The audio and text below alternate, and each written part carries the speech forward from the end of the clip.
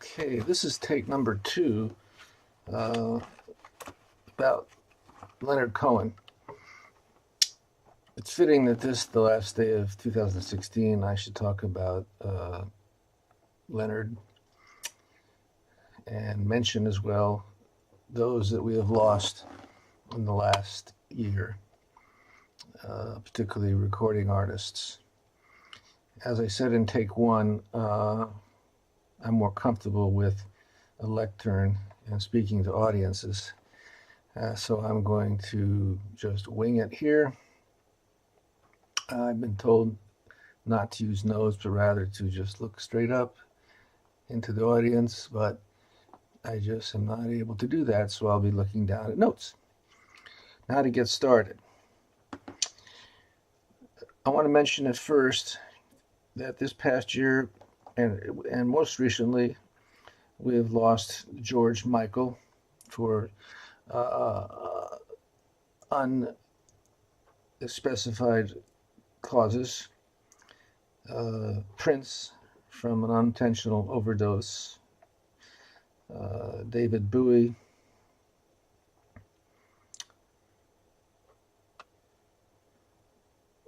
recently, as in a week ago or so, Carrie Fisher from a heart attack. The next day, her mother, Debbie Reynolds, another advocate besides Carrie Fisher of mental health, Patty Duke. The death of Leonard Cohen, an iconic singer-songwriter, in the last half of 2016, it was an exceptional loss for the music world and for those of us with bipolar disorder, although the latter was not well known by his public. Mr. Cohen was born in 1934 in the English-speaking part of Montreal. He was born to a rich family, grandfather having owned a well-thriving business in the clothier industry.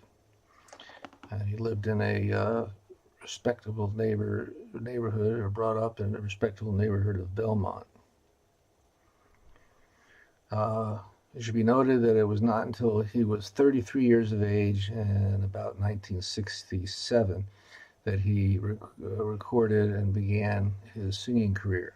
Prior to that, he had tried poetry and novel venues, but never really had any success, and during that period of his life was really rather destitute.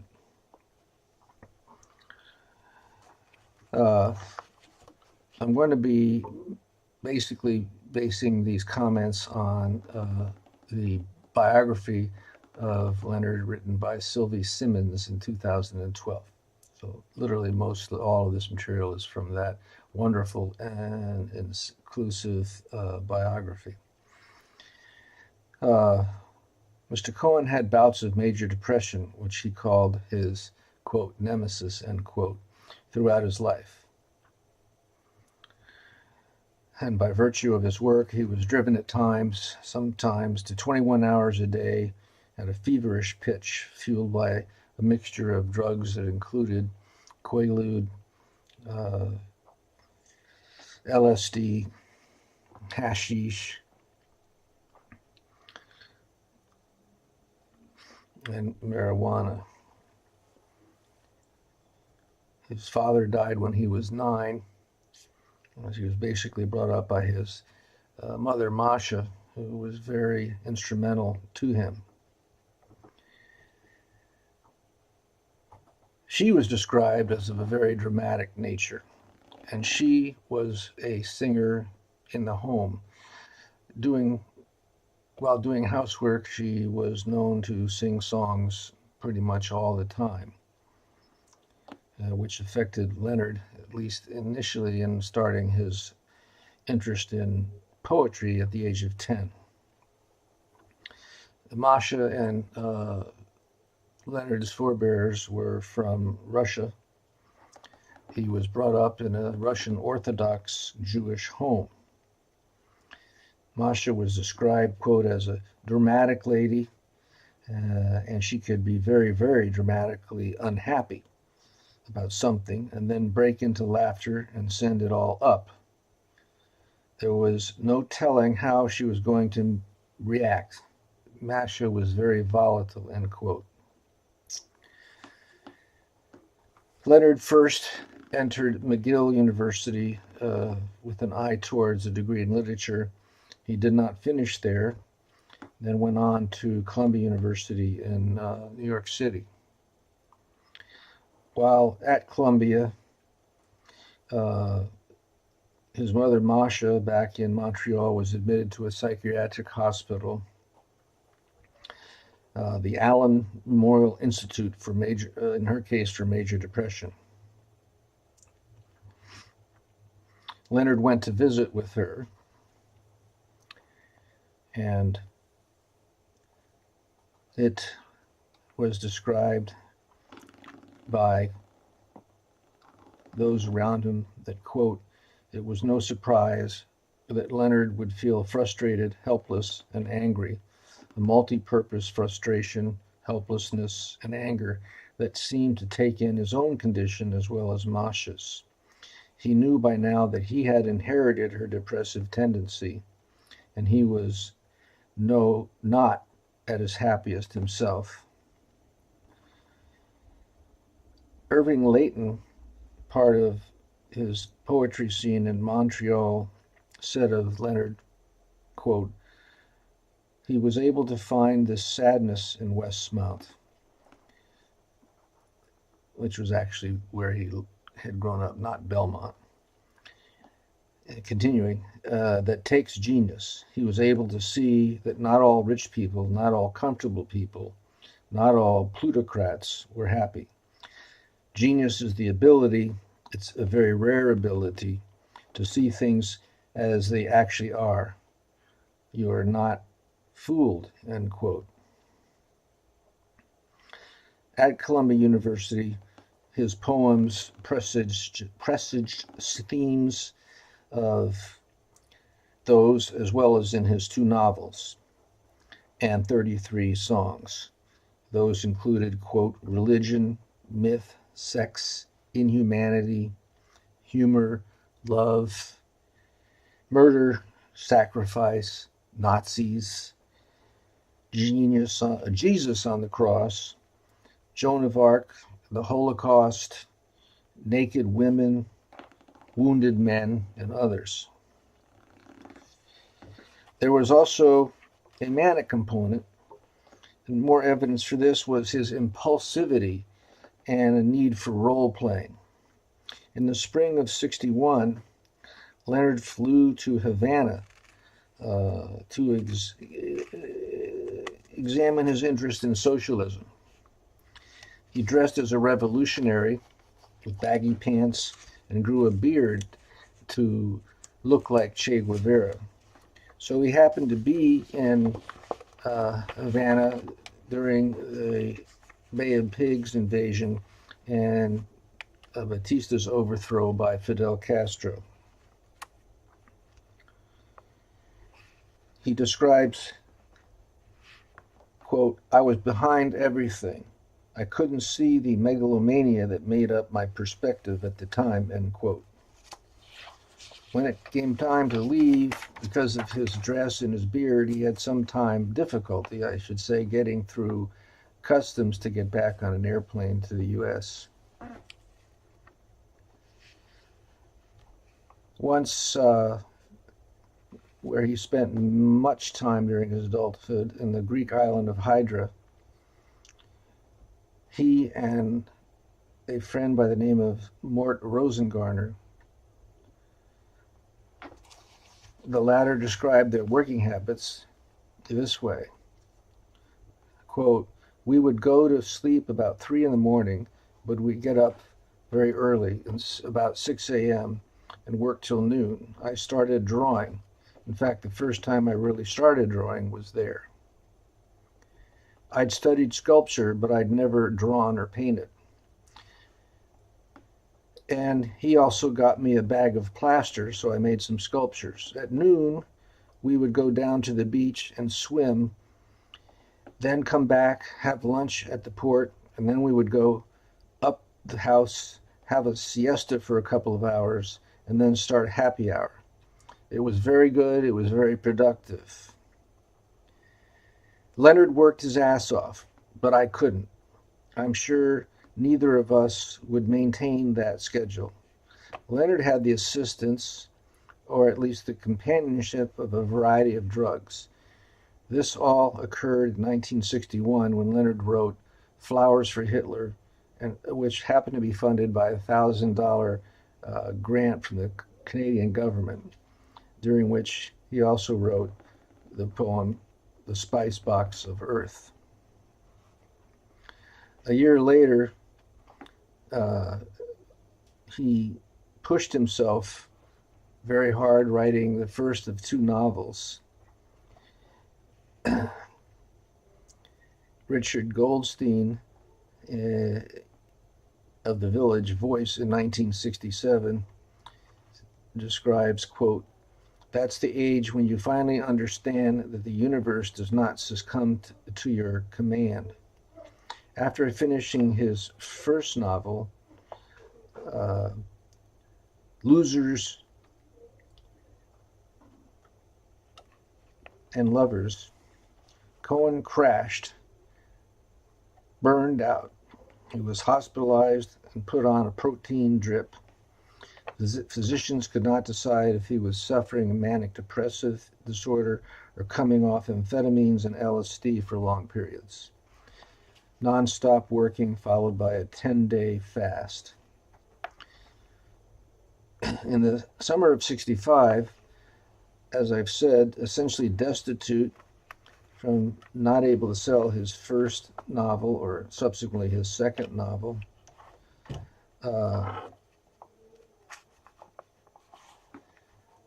Cohen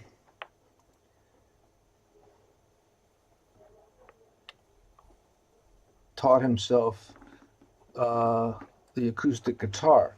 Actually, he had met a Spaniard back in Montreal when he was a teenager and learned the basics from him. He moved to Greenwich Village, where he met Mary Martin. And that was a tremendous break because Mary Martin was also Canadian, and she was the executive assistant to Albert Grossman, who happened to be Bob Dylan's manager. Mary Martin then called her friend, her name being Judy Collins, who was called the Queen of Greenwich Village. Guitar in hand, Cohen sang Suzanne, Dress Here's a Rag, and a Stranger Song. Suzanne, his first major hit, and only a year after starting singing, was written in 1967, and this was played on Judy Collins' radio show and subsequently by her and numerous other artists. He did not get a copyright for the song. The 60s ended for Leonard by experimenting with Zen Buddhism. When his first album was released, Songs of Leonard Cohen, reviews began comparing him to Bob Dylan.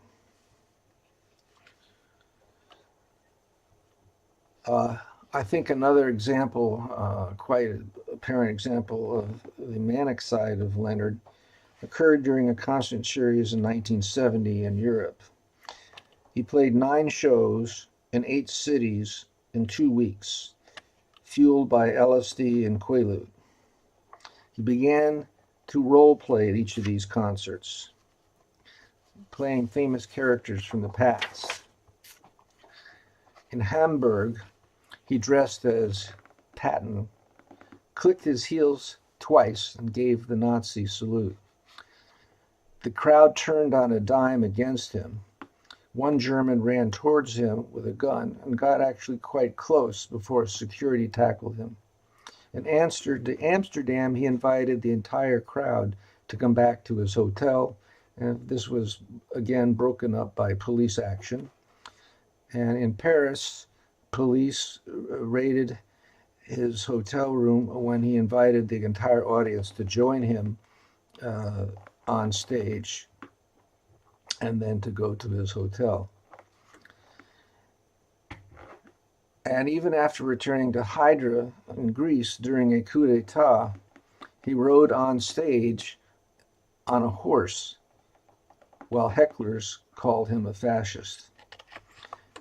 He then went one step further, and prior to a concert on the Isle of Wight, where he described 200,000 armed students awaiting him, called a, quote, army, end quote, he was going to put down their unrest. He never got out of South London, however, because on August 28th of 1970, he was committed to the Henderson Hospital in South London. He had had a psychotic break during what I would describe as a manic dysphoric episode. This asylum was unique. It used no medicines, no ECT, no surgical procedures. It only used talk therapy, and actually Leonard's therapy was to play music for the other inmates. Subsequent to that and discharge, he played music with his band for many other mental institutions. His last gig was at Napa State Hospital in the wine country in California. I've had experience with that when I was a resident at UCSF. And believe me, it was hardcore, and it was a one-way state hospital for the seriously mentally ill. He had a short stint in 1971 trying to play country music in Nashville. At one point, Suzanne described Leonard's depression after this as follows, quote, "It could feel like a dark room with no doors. It's a common experience of many people, especially with a creative nature. And the more spiritual the person, the closer to the tendency resembling what the church called acedia." I'll let you look that one up. A sin that encompassed apathy in the practice of virtue and the loss of grace. His treatment during that episode was to swim in the YMCA twice a day and 5 days a week go to the studio. At one point, Leonard said that he was depressing an entire generation and that they should give away razor blades when he was playing his songs so that they could have music to slit their wrists by. Again, he was acting like Ernest Hemingway and swiftly went off to Israel in late 1973 after Syria and Egypt invaded Israel in what was called the Yom Kippur War. He wanted, as in 1961 in Cuba, to join the army to fight for Israel. Of course, this was turned down, and instead he was allowed to play music for the Israeli troops. In 1984, he began experimenting with a synthesizer, and that's when he wrote the infamous song, "Dance Me to the End of Love." This is a song, well, this is a love song. In fact, it was used, the melody was used in the dance scene and the tango scene in Scent of a Woman. What it's actually about, however, is two lovers dancing through the portals of a concentration camp where various Jewish musicians play the orchestra as Jews heading for the showers entered the Nazi camps. And in this case, the two lovers parted, one to go to the female showers and one to go to the male. Cohen's most famous song, "Hallelujah," is talking basically about different sexual positions. It took him 5 years to write. It's arguably the most famous song that he wrote. It was recorded subsequently by many artists, most notably Jim Buckley, who died of mysterious means, drowning in the Mississippi River at the age of 21, fully clothed, and found 5 days later. It was said that he was washed away in the wake of a passing boat. In his next song or album, I'm Your Man, the album was named New York Times Best Album of the Year. He said that he had tried Prozac, dizipramine, MAO inhibitors, Zoloft, Wellbutrin, and he stopped them all because it made them feel worse and that it reduced his sex drive. Friends suggested psychotherapy, to which he responded, quote, I have no conviction that this model was workable, end quote.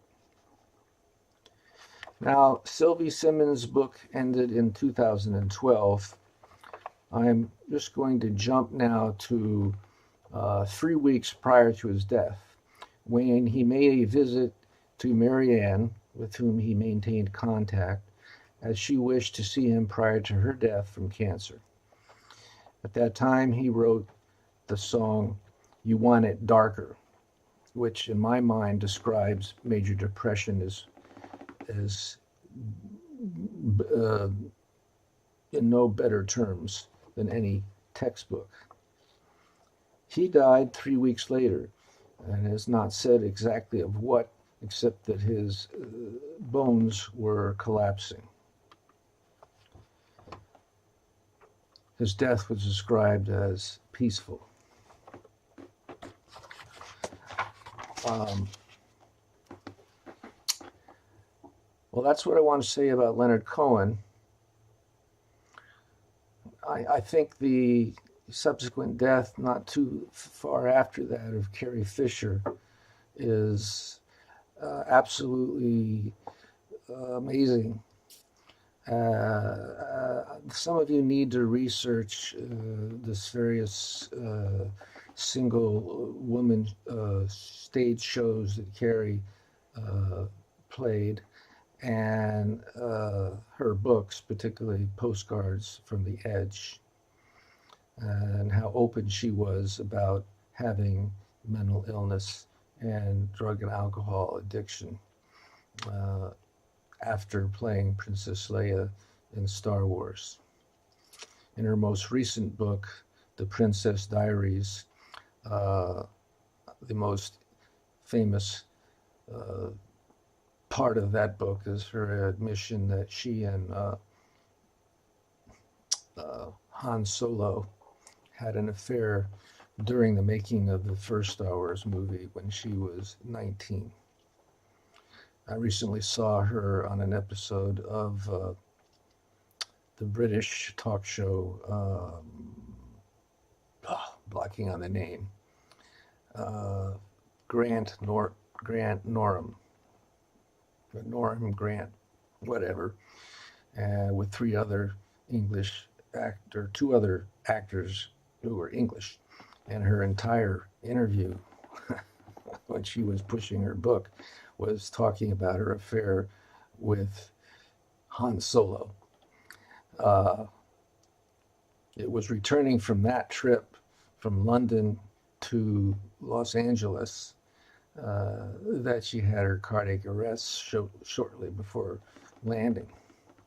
Well, this is take 2 of my spiel about Leonard Cohen.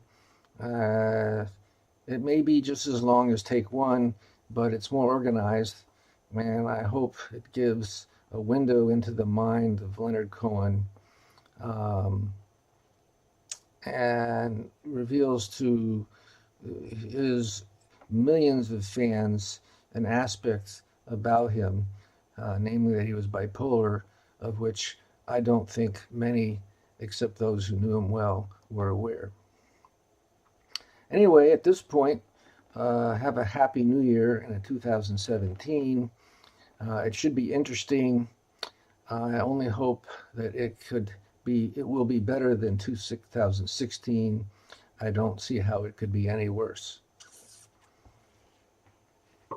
Goodbye, and to the world, I would say good luck.